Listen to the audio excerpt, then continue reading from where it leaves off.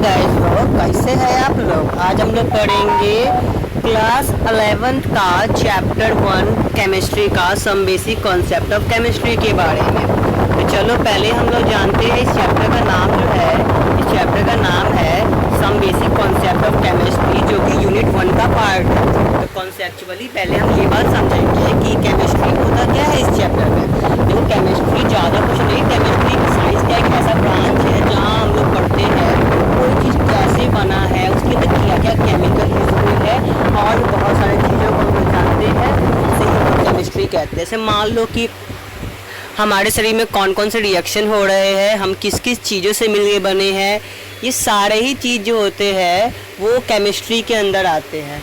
Okay, हाँ, इस बात को आप ध्यान रखें। अब हम लोग स्टेप बाय स्टेप पढ़ते हैं। पहले हमें पढ़ना क्या है ये देख लो। इसमें हम लोग पढ़ेंगे सारा चीज़ पढ़ने के बाद after studying this unit this will able to, हम सारा यूनिट पढ़ने के बाद appreciate the contribution of India in the development of chemistry, understand and the role of chemistry in different sphere of life. तो हम जानते हैं कि जितने भी जो इंडिया के जो डेवलपमेंट एरिया है उसके केमिस्ट्री को समझने के लिए इसका बहुत इंपॉर्टेंट रोल होता है। ठीक है, explain the characteristic of 3 states of matter, हम इसमें तीनों स्टेट्स ऑफ मैटर के बारे में पढ़ेंगे। Classify the different substance into elements, compound and mixture, इसमें हम लोग एलिमेंट, कंपाउंड और मिक्सचर के बीच में अंतर बताएंगे।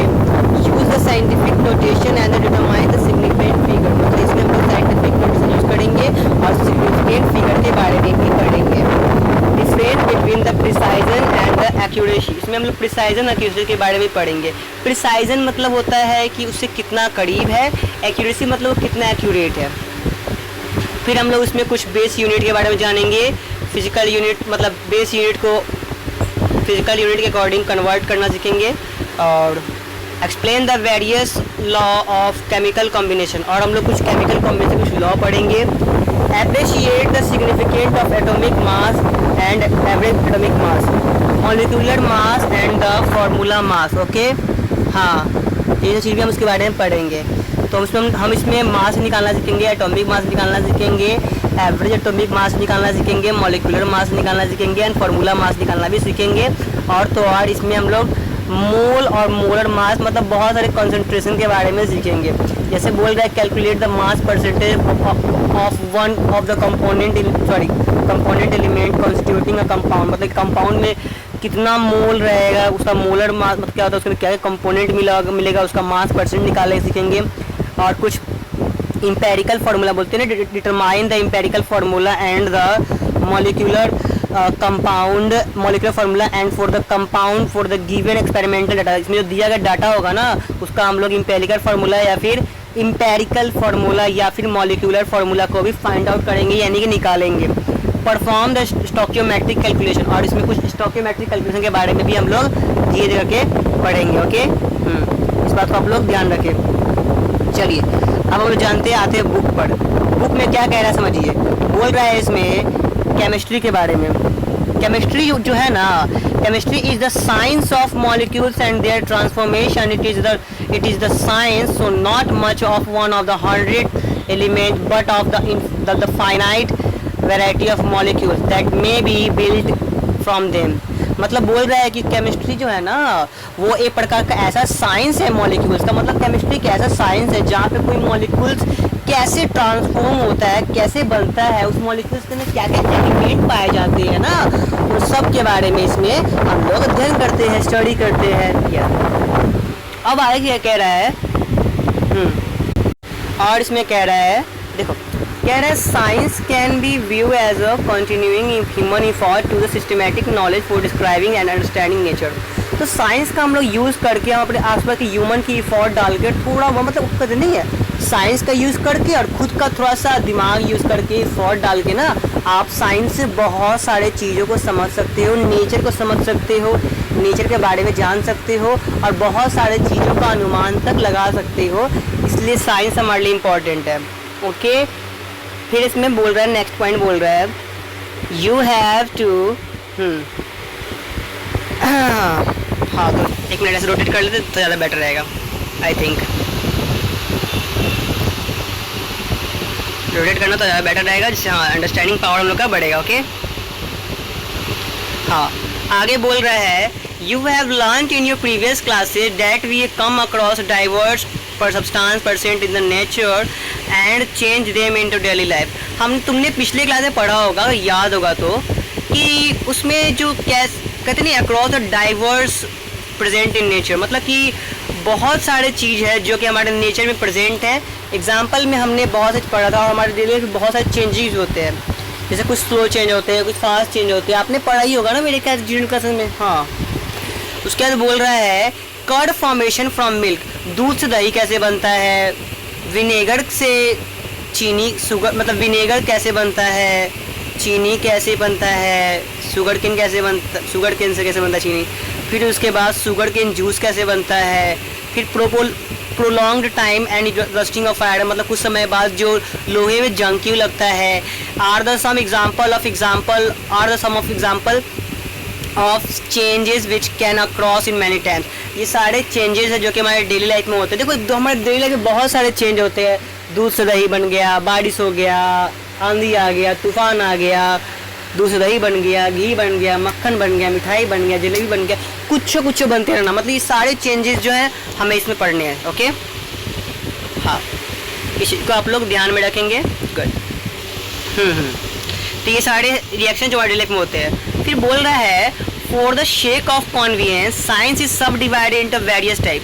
देखो जैसे कि बस अगर शेक ऑफ कन्वीनियंस के अकॉर्डिंग देखा जाए तो साइंस जो है ना वो 3-4 अलग अलग पार्टों में बटा हुआ है। जैसे पहला हो गया केमिस्ट्री, फिजिक्स, बायोलॉजी, जूलॉजी, ठीक है। The branch of science that study the preparation of properties, structure and reaction of material substance is called chemistry। Science का वैसा ब्रांच जहाँ पे हम लोग कोई मैटर, कोई सब्सटेंस, कोई मटेरियल, कोई भी चीज़, इंसान हो, जानवर हो, बंदर हो, गधा हो, चपाट हो, बैल हो, पत्थर हो, ईटा हो, यहाँ तक दुनिया में सूरज, चांद, तारा, ये सब बना कैसे है, उसमें क्या क्या मिले हैं, उसमें क्या क्या कंपाउंड है, उसमें क्या क्या एलिमेंट है, उसमें क्या क्या पार्टिकल्स है, उन सब के बारे में पढ़ना। अब वो आगे क्या क्या कर सकता है, वो सब चीज़ पढ़ना ही क्या कहलाता है, केमिस्ट्री कहलाता है। इस बात को ध्यान रखेंगे। केमिस्ट्री मतलब केमिकल पढ़ेंगे, सन में भी केमिकल है, इंसान में भी केमिकल है, पत्थर में भी केमिकल है, सब में केमिकल है। यस, तो केमिस्ट्री मतलब केमिकल का स्टडी। ओके, अब हम लोग पढ़ेंगे डेवलपमेंट ऑफ केमिस्ट्री। ठीक है, कह रहा है chemistry as we understand it today is not very old discipline. आज हम जैसे हम आज जानते हैं, ठीक है ना, एज वी अंडरस्टैंड, जैसे कि हम समझ सकते हैं आजकल, it is not very old discipline, ज़्यादा पुराना डिसिप्लिन नहीं है। Chemistry was not studied for its own sake, chemistry खुद से पढ़ा नहीं जाता, rather it come to result of the interesting चीज। एक बात याद रहे, जब तक कोई साइंटिस्ट उस चीज़ के बारे में एक्सपेरिमेंट नहीं करता ना, आपको उस चीज़ में रुचि नहीं आएगा। तो केमिस्ट्री समझने के लिए कोई बड़ी बात नहीं है। आप भी केमिस्ट्री पढ़ते हो तो बोरिंग लगता होगा। देखो बुकी वाला ही कह रहा है, अगर केमिस्ट्री पढ़ते हो वो केमिस्ट्री क्या लगता है, बोरिंग लगता है। बोरिंग क्यों लगता है, क्योंकि आप उसको जानते नहीं हो। आप जानोगे तो बोरिंग नहीं लगेगा। इसलिए कहते हैं जब भी केमिस्ट्री पढ़ो तो टीचर का हेल्प लिया करो, क्योंकि आपको वो अच्छे समझाएंगे। मान लो केमिस्ट्री पढ़ते हो, आपको स्टार्टिंग समझा तो मज़ा आएगा, लेकिन जैसे धीरे धीरे आपको क्वेश्चन जैसे तो फंसेगा ना डाउट, तो एक पार्टिकुलर टाइम के बाद बोर हो जाओगे, फिर आप पढ़ना नहीं चाहोगे। इसलिए कहते हैं टीचर का हेल्प लिया करो। ओके, यहाँ पर यूज़ कर रहा है फिलोसफर। तो फिलोसफर एक टीचर या साइंटिस्ट की तरह ही इसे लो, ठीक है, और कुछ नहीं है वो। यस, तो फिलोसफर स्टोन पारस, जिसको पैरस कहते हैं, विच कन्वर्ट ऑल बेसर metal, example iron, copper into gold. तो फिलोसफर एक ऐसा स्टोन है जो कि आयरन या कॉपर से सोना का फॉर्मेशन करता है। तो ये एग्जाम में नीट में पूछा जा सकता है, इस चीज़ को टिक मार लो। फिर बोल रहा है elixir of life which would grant immortality, मतलब बोल रहा है elixir of life which would grant immortality. मतलब पहली बात ये है कि लाइफ का कोई गारंटी नहीं है, इमॉर्टलिटी का कोई ग्रांट तो नहीं लेने वाला है। सब मॉर्टल है, सब मरेंगे, दुनिया में आए हैं तो जीना पड़ेगा, फिर मरना भी पड़ेगा। ओके, फिर इसमें आगे कह रहा है people in India ancient already had knowledge of the many scientific phenomena much before the advent of modern science। India के जो प्राकृतिक वो जो है ना एंशियंट जो पूर्वज है, जो यहाँ के प्राचीन संसदा है, बुक है, किताबें है, गीता है, रामायण है ना, इस बुक होते हैं। आप गेस नहीं करोगे, जब साइंस पैदा नहीं हुआ था ना तब से हमारे पास ये नॉलेज है, ठीक है। तो जरूरी नहीं है कि साइंस, मॉडर्न साइंस से पहले भी हमारे इंडिया में बहुत सारे लोग जानते थे ग्रेविटी क्या होता है, ओके, फ्रिक्शन क्या होता है, ये सब चीज़ हमारे धर्म में पहले ही खोज हो चुका था। तो हिंदू धर्म दुनिया में सबसे आगे होता है, इसकी बात को माननी पड़ेगी, ओके। हम लोग रियल फैक्ट पे जीते हैं और उसी का प्रूफ भी देते हैं, ठीक है। यही कारण है कि हिंदू लोग सबसे आगे होते हैं। बाकी आप मुस्लिम लोग के बारे में जानते ही है, लेकिन हिंदू मुस्लिम कुछ नहीं होता है, बट एक बात समझो, मोस्टली करेक्ट इंडियंस ही होते हैं और इंडियंस में भी हिंदू होते हैं, ओके। फिर बोल रहा है the applied knowledge in the various work of science the chemistry develop in the mainly in the form of alchemy and the electrochemistry during the 1300 to 1600 CE. After few century of alchemical tradition which were introduced in Europe by the Arab. मतलब कह रहा है कि जैसे chemistry का शुरुआत हुआ ना, जैसे पहले स्टार्टिंग में केमिस्ट्री जो था वो एल्केमी एंड एल्केमिस्ट इलेक्ट्रोकेमिस्ट्री में जो था ना, मतलब टाइम पीरियड है जहाँ पर 1300 से 1600 CE तक का वो था, टाइम पीरियड था जहाँ पर केमिस्ट्री का शुरुआत होना शुरू हो रहा था। अब कह रहा है कि मॉडर्न केमिस्ट्री में देखोगे तो in modern chemistry took shapes in 18th century Europe after a few century of alchemical tradition which were introduced by the European world।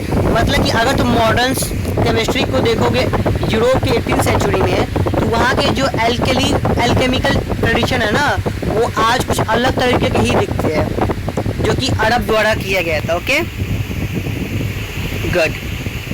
अब हम लोग एक एक करके आगे देखते हैं। किसी कोई दिक्कत हो तो बेझिझक बोलते जाएंगे, कमेंट सेक्शन में डाउट डाल दे। अदर कंट्री के बारे में देखते हैं। Specially the Chinese and the Indian had their own alchemical tradition. जैसे कि हम लोग जानते हैं हमारा इंडिया और चाइना जो है इसके पास खुद का एल्केमिकल ट्रेडिशन है। This included much knowledge about the chemical process and technique, जिसमें मतलब एल्केमिकल एक ऐसा ट्रेडिशन है जहाँ पे बहुत सारे केमिकल और टेक्निक के बारे में कंप्लीट नॉलेज होता है, जो कि मोस्टली इंडियंस और चाइनीज़ के पास है। इंडियन और चाइनीज़ होते हैं बहुत बड़े जुगाड़ी होते हैं भाई। मैं मान लो यार, अगर तुमको सबसे सस्ता काम कराना है, बेस्ट काम कराना है ना, काम खटवाना है कुत्ते की तरह, तो इंडिया या चाइना को चूज़ करो। इंडियन और चाइनीज़ बहुत मेहनती होते हैं यार, कसम से बता रहा हूँ, ओके। इस बात को आप लोग ध्यान रखिए। हाँ, अब उसके बाद देखो कह रहा है इन एंशियंट इंडिया के एंशियंट टाइम में देखोगे ना तो केमिस्ट्री वाज कॉल्ड रसायन केमिस्ट्री, रसतंत्र, रसक्रिया, रस विद्या। पहले हम लोग केमिस्ट्री को इस नाम से जाना करते थे, इस बात को आप लोग ध्यान रखिए। It include metallurgy, medicine, manufacture of cosmetic, glass, dyes, etc. और पहले जो हमारे साइंटिस्ट थे ना, साइंटिस्ट नहीं कह सकते, एंशियंट लोग थे, वो मतलब कि इतना नॉलेज था कि बिना किसी मॉडर्न साइंस के हेल्प से उन्होंने कॉस्मिक क्रीम, मतलब कि बहुत सारे मेकअप के सामान बनाए, चश्मा बनाया, बाल कलर करने के लिए बनाया, और भी बहुत सारे चीज़ का उन्होंने निर्माण किया, जो कि काफ़ी हद तक एक साइंस से मिलता जुलता है। इसी को आप लोग ध्यान रखिए।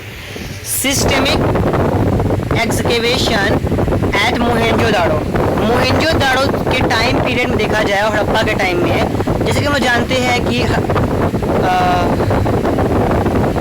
मोहेंजोदाड़ो और हड़प्पा जो है वो पंजाब में है, ठीक है। Prove that the story of development of chemistry in India is very old. तो हम जानते हैं कि इंडिया का जो केमिस्ट्री डेवलपमेंट है वो काफ़ी पुराना है, मतलब इंडिया में काफ़ी लंबे समय तक केमिस्ट्री चलता आ रहा है, ये कोई बड़ा बात नहीं है, ठीक है ना। तो इंडियंस आर ग्रेट, इस बात को मानना पड़ेगा, एक्सेप्ट हमारे नेता लोग का बच चले तो हमारा किडनी लीवर सब बेच दे, अब बाद में बोलेगा हमने तो आपके लिए बहुत कुछ किया। क्या आपने मेरे लिए कुछ किया तो किया, क्या किया पता नहीं, क्या बोलता है उसको खुद नहीं पता रहता है। पहले बोलेगा देश में सुधार लाएंगे, फिर बाद में बोलेगा मैंने देश का ठेका लिया था क्या। आपने देखा होगा मोदी जी का लेक्चर, उसमें उन्होंने क्या कहा था कि मैं देश को बदल दूंगा, देश को मिटने नहीं दूंगा, देश को बिकने नहीं दूंगा। फिर बाद में बोलता है देश को आगे बढ़ाने के लिए देश को तो बेचना ही पड़ेगा। मैंने ऐसा कुछ नहीं बोला, मैं ऐसे कोई काम नहीं करूँ जिससे इंसान कोड़ी हो जाए। क्या अटैकी है, इट्स अ फकिंग सेंस। छोड़ो हटाओ, आगे देखते हैं। Archaeological findings show that baked bricks were used in the construction work. देखो आर्कियोलॉजिकल जो थे ना, आर्कियोलॉजिकल मतलब वो रिसर्चर को बोलते हैं आर्कियोलॉजिकल। देखो जितने भी जो रिसर्चर होते हैं ना, वो अलग अलग जाके उन्होंने अलग अलग ईंट का डिस्कवर किया था, वो बताया था इस ईंट से क्या काम हुआ, इससे क्या बना, और ये ईंट कितना साल पुराना है, ये कौन बताता है, आर्कियोलॉजिकल। इस बात को आप लोग पॉइंट आउट कर ले, दिमाग में बैठा ले, ठीक है। फिर कह रहा है the source of mass production of the pottery, which can be regarded as the earliest chemical process in the material were mixed, molded and subjected to heat by the using fire to the achievement of desirable quality। मतलब बोल रहा है कि हम इसमें देख सकते हैं साफ कि बहुत सारे इंडिया में mass production, you know mass production. देखो मास का मतलब होता है भारी मात्रा में, भाई मेरे मास प्रोडक्शन भारी मात्रा में, या फास्टेस्ट कह दो। नेटवर्क में आएगा तो भारी फास्टेस्ट कह दोगे, सामान में आएगा तो मैक्सिमम क्वांटिटी में कह दो, ठीक है। जैसे यहाँ बोल रहा है कि इंडिया में जो मास प्रोडक्शन है ना पॉटरी का, वो सबसे ज़्यादा है वर्ल्ड में, और यहाँ के जो केमिकल प्रोसेस है उसमें कोई चीटिंग नहीं होता है भाई मेरे, उसका एक अलग ही तरीका है, वो काफ़ी पुराना तरीका से बनाते हुए आ रहे हैं, और इसमें बहुत सारे मटेरियल मिक्स होते हैं, मोल्डेड और सब किसी भी हीटेड पार्ट को यूज़ करके या डिज़ायरेबल क्वालिटी को, मतलब बोलते हैं ना इससे आग को जलाने के बाद इसमें कोई भी डिज़ायरेबल क्वालिटी नहीं बचता है, मतलब कि ये काफ़ी प्योर हद तक होता है भाई मेरे, समझा कर, ये बहुत इंपॉर्टेंट है। इस सारे बात को आप पॉइंट आउट करते हुए चलो। आर्कियोलॉजिकल का काम क्या होता है, आर्कियोलॉजिकल जो होते हैं ना उनका काम होता है छोटे छोटे या बड़े बड़े चीज़ों की खोज करना, जैसे डायनासोर के बारे में, हड्डी में क्या था, हड़प्पा में जो घर बना था ना उसमें के ईंट कितने पुराने थे, ये सब चीज़ के बारे में कौन बताएगा, आर्कियोलॉजिस्ट। बड़े समझदार हो गए आप लोग, क्या बात है, होगी भी क्यों, आगे पढ़ा कौन रहा है आप लोग को। तो ये शिवन पार्वती जी का क्लास भगवान के नाम पे है, तो आई होप लोग को मजा ही आ रहा होगा। अब देखो आगे क्या बोल रहे हैं आप समझिए। Remaining of the glazed pottery have been found in the Mohenjodaro. देखो कुछ बचे हुए जो ग्लेज पॉटरी है ना वो आज भी मोहनजोदारो में बचे हुए हैं, मतलब कि मोहनजोदारो जो है ना एक प्लेस है जहाँ पे आज भी बहुत सारे पॉटर बचे हुए हैं पोट्रियों के। इस बात को आप लोग ध्यान रखिएगा, फिर आगे बोल रहा है, देखो इसमें बोल क्या रहा है, जिप्सम सीमेंट जो होता है ना उसका यूज हम लोग कंस्ट्रक्शन के लिए करते हैं। इस बात को आप लोग नीट का कुछ भरोसा नहीं है, पूछ सकता है। यस, तो you have two point out it contain the lime sand and the traces of CaCO3। मतलब कि हम जानते हैं कि लाइम सैंड और ट्रेस CO3 का भी यूज किया जाता है, इस बात को आप लोग याद रखिए, ठीक है। Harappans made the fans and the shot of glass which were used in the ornament। देखो हड़प्पा के जो लोग थे ना वो बहुत सारे ग्लास का यूज करके बहुत सारे उन्होंने ऑर्नामेंट बनाया था। याद रहे ऑर्नामेंट अलग होता है, ज्वेलर्स अलग होता है। सोना चांदी के दुकान को हम लोग ज्वेलरी कहते हैं, बट अगर उसमें सारे चीज हो ना तो उसे ऑर्नामेंट कहते हैं। Did you got my point? देखते हैं the melted and the forget a variety of object from the metal such as lead, silver, gold, copper।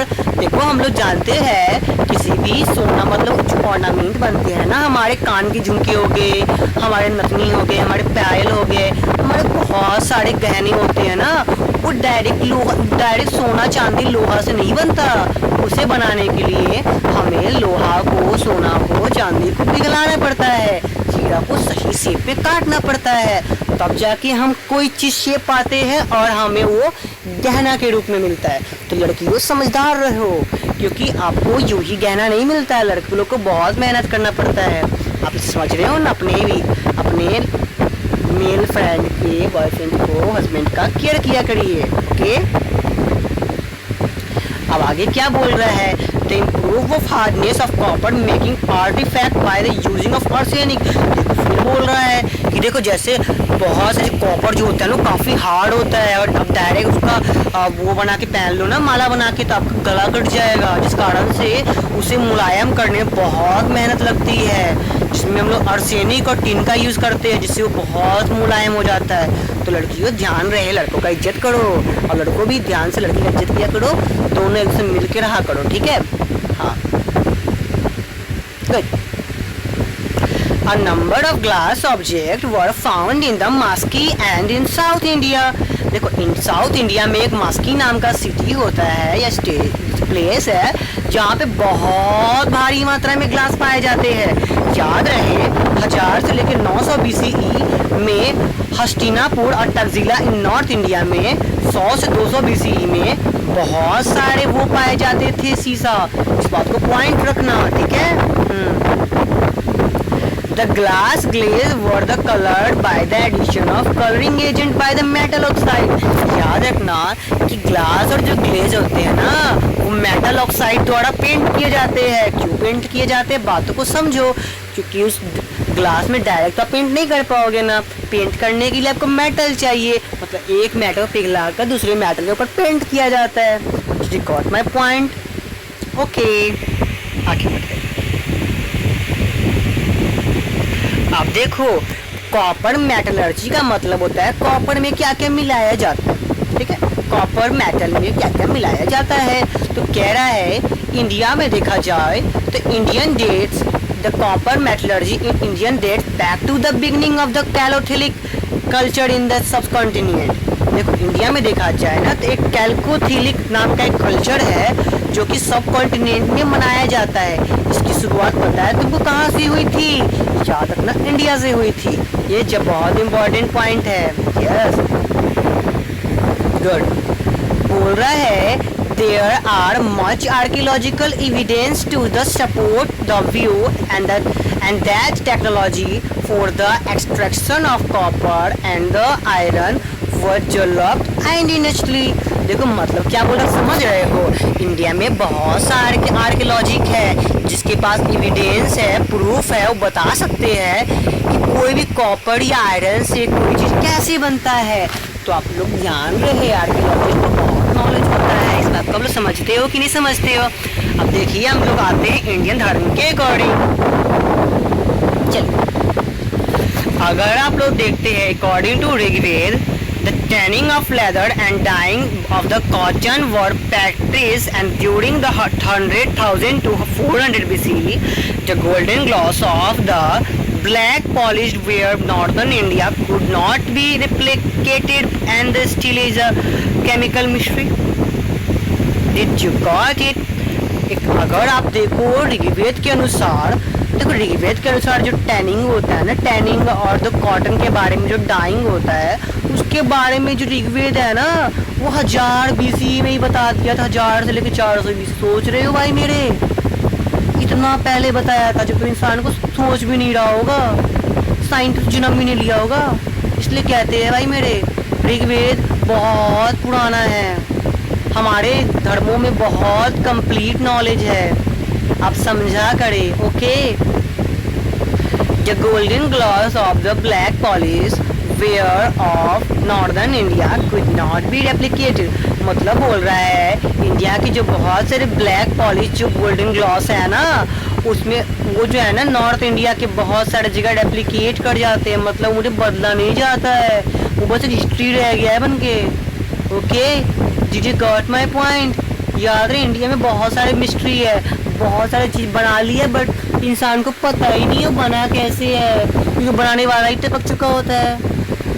बहुत सारे राजा और महाराजा और बहुत सारे साइंटिस्ट इंडिया में मर चुके हैं जिन्होंने ऐसा चीज़ बना दिया है कि इंसान मान ही नहीं सकता वो बना कैसे। बना तो बना कैसे, बताओ मेरे भाई, कुछ आइडिया है कहाँ से होगा? तो हमने अकॉर्डिंग टू ऋग्वेद देख लिया, ऋग्वेद ने क्या कहा। देखो ऋग्वेद में पहले के बहुत साल पहले देखा जाए तो बहुत हजारों, मतलब कि 1000 से लेके 400 BC साल पहले जो था ना, ऋग्वेद ने बहुत सारी बातों को बताया। जैसे कि ऋग्वेद में जो था, उन्होंने कॉटन से डाई कैसे करता है, और तो और टैनिंग के बारे में, मतलब कि कैसे कपड़ों में पेंट किया जाए, दाग धब्बे अलग कैसे किए जाए, और भी बहुत सारी चीज़ों के बारे में बताया गया। ठीक है। और इंडिया में बहुत सारे ऐसे हिस्ट्री भी थे गोल्डन ग्लॉस के अकॉर्डिंग, जो कि इंसान जो थे ना, वहाँ पे उन्होंने बहुत सारे चीज़ों को बनाया। जैसे कुछ लोगों ने ताजमहल बनाया, तो ताजमहल बनवाने वाले को जो लोग थे ना, उसे मरवा दिया गया। जानते हो क्यों? ताकि वो ताजमहल बनाने वाले इंसान आज जीवित ना रह सके और वो कुछ अच्छा काम ना कर सके। तो हमारे इंडिया में ऐसे बहुत सारे चीज़ है जो आज भी एग्जिस्ट करते हैं, बट हमें ये नहीं पता होता है कि वो बना कैसे है, क्योंकि वो बनने वाला जिंदा ही नहीं है। तो इंडिया में ये आज एक रहस्य बन के रह गया है। इस बात को आपको समझना पड़ेगा। ओके, अब देखो यहाँ तक तो कोई दिक्कत नहीं था। फिर यहाँ आगे बोल रहा है दीज वेयर, देखो स्लाइड को ध्यान समझो। These where indicate the mastery and which kill temperature and could be controlled. इसमें जो है ना, मास्टरी में देखा जाए तो किलन टेम्परेचर है जिसको कंट्रोल किया जा सकता है। मतलब कि जो किलन इन सेंस कोई कीला उला होगा ना, कोई, देखो अगर आपको टेम्परेचर पे कंट्रोल पाना है ना, तो आपको बहुत सारे चीज़ों से वेयर होना पड़ेगा, बहुत चीज़ों को बारे में जानना पड़ेगा। ऐसा इसके बारे में लिख रखा है। अब देखो बात आता है, पहले ने पढ़ लिया ऋग्वेद के बारे में। ऋग्वेद में क्या कहा था? ऋग्वेद में ये कहा गया था कि कैसे पेंट किया जाता है, कैसे डैनिंग होता है, कैसे टैनिंग होता है, इस चीज़ के बारे में पढ़ा था ऋग्वेद में। अब हमारा आता है कौटिल्य का अर्थशास्त्र के बारे में पढ़ेंगे। कहा जा रहा है कौटिल्य का जो अर्थशास्त्र होता है ना, उसमें ये बताया गया है कि कैसे समुद्र से नमक बनाया जाए। Can you guess? जो गांधी जी जो है, आजकल के लोग बोलते हैं कि नमक ऐसे बनता है वैसे बनता है, ये तो अर्थशास्त्र के पहले का है। बताओ, इतना साल पुराना। Can you imagine it? कितना पुराना है ये कल्पना से भी बड़े है, हमारे कल्पना से पड़े है। जब हम, मतलब हमारे दादा के दादा के दादा के दादा के दादा के दादा के दादा कहते कहते मुंह थक जाएगा ना, उतना साल पुराना, उतना साल पहले हमारे कौटिल्य जी के जो अर्थशास्त्र है उसमें ये बताया गया था कि समुद्र से नमक कैसा लगता है। बताओ, ऐसा भी होता है क्या? Did you got my point or not? I hope you got it. फिर आगे बोल रहा है a vast number of statement and material described in the ancient Vedic literature can.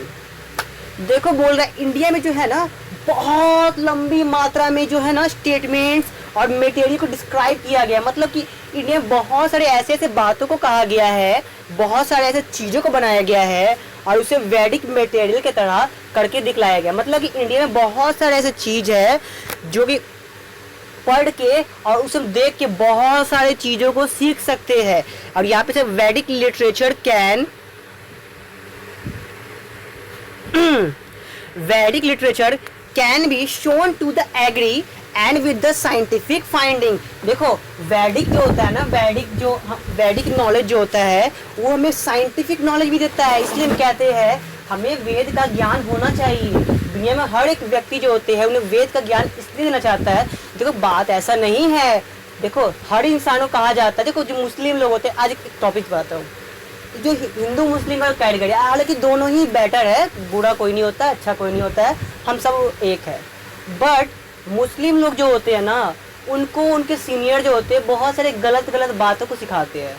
जैसे मान लो कि हमारे लिए पढ़ाई पहले इंपॉर्टेंट है, जैसे हम जानते हैं हमने पहले ग्रेविटी को अलग किसी से सीखा, फिर हमें बाद में खोज हुआ तो पता चला कि ग्रेविटी का खोज हमारे ग्रंथों में पहले से ही हो रखा था। तो हम जो होता है अपने नॉलेज पे बिलीव करते हैं, हम लोग प्रैक्टिकल नॉलेज जीते हैं। बट मुस्लिम लोग जो होते हैं ना, उन्हें प्रैक्टिकल नॉलेज से मतलब ही नहीं है, उन्हें बस मतलब है कि जो है सो मेरे अल्लाह है। बताओ क्या ये सही बात है? आज के ज़माने में अगर आप उस पर सोचते हो कितनी गलत बात है। कुछ मदरसा भी देखा जाए तो मदरसा में क्या किया जाता है, बच्चों को बुलाया जाता है, थोड़ा मोड़ा उर्दू सिखाया जाता है। देखो लैंग्वेज सीखने के लिए 1 घंटा बहुत हो गया, 1 घंटा आधा घंटा, बाकी टाइम डिवाइस वाइज करो, ठीक है। लेकिन उसमें 2-2 घंटे 3-3 घंटे बैठाकर बच्चे को बिगाड़ा जाता है। उर्दू सिखाने का बच्चे जो होते हैं खेलने के बहाने से पता नहीं क्या क्या करते हैं, वही जाने।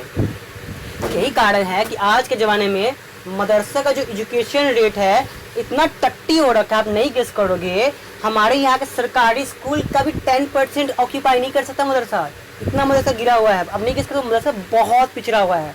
इसलिए इंडियन पॉलिसी जो होता है, अभी नया पॉलिसी लागू होने वाला है, इंडियन एक्ट, जिसके अनुसार मदरसा को बहुत जल्दी क्लोज किया जा सकता है। अभी इसका डिस्कशन चल रहा है, अभी 2025 है और महीना चल रहा है आपका सितंबर, तो ये बहुत जल्दी पारित हो सकता है। अब देखिए क्या होता है, इंडिया है, कुछ भी हो सकता है, anything can be happen in India. Okay,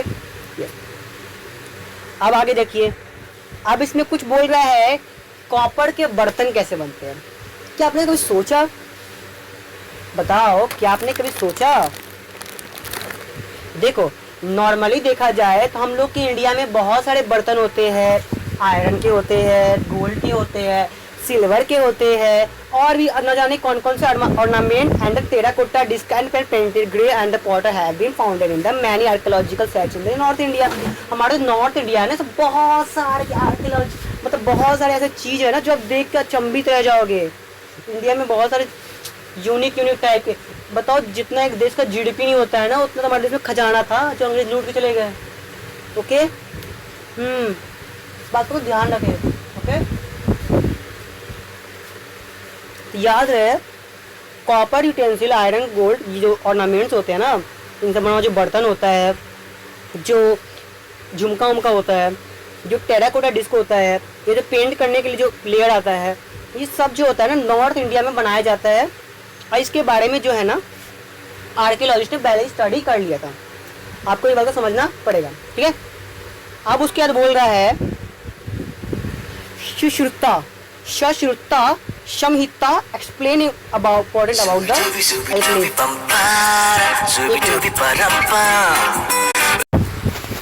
okay guys, तो इस बात को ध्यान रखो, एक कहा गया है सुश्रुता संहिता जो था ना, उन्होंने एल्कली के बारे में बताया कि ये गैस हमारे ग्रंथों में इतना कुछ लिखा हुआ है, ये अनबिलीवेबल है भाई लोग, अनबिलीवेबल। सुनने में थोड़ा लग रहा है लेकिन ये बहुत बड़ी बात है कि एक अल्कली के बारे में हमारे ग्रंथों में भी लिखा हुआ है। ओके, ठीक है, तो ये तो कुछ नहीं है गाइस, अभी तो हमारे बुक को आप देख के अचंभित रह जाओगे, इतना ज़्यादा उसमें ये है।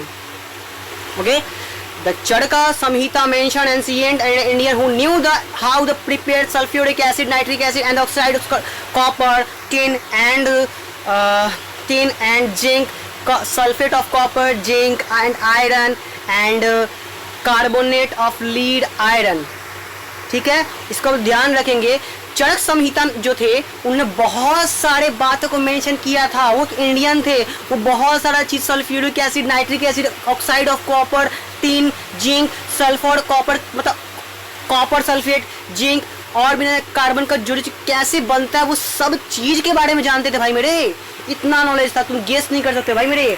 इसी को समझा करो, ये सारे पॉइंट आउट करो और इसी को पढ़ना कि चरक संहिता जो उन्होंने क्या क्या मेंशन किया था, याद रखना, उन्होंने बहुत सारे इंडियन को मेंशन करते हुए बताया था कि ये कोई चीज़ कैसे बनता है, कोई एसिड कैसे बनता है, कॉपर सल्फेट कैसे बनता है, टिन कैसे बनता है, कॉपर सल्फेट में जिंक कैसे बनेगा, आयरन कैसे बनेगा, कार्बोनेट ऑफ लीड कैसे बनेगा, आयरन कैसे बनेगा, इन सब चीज़ के बारे में बताया गया था। ओके, तो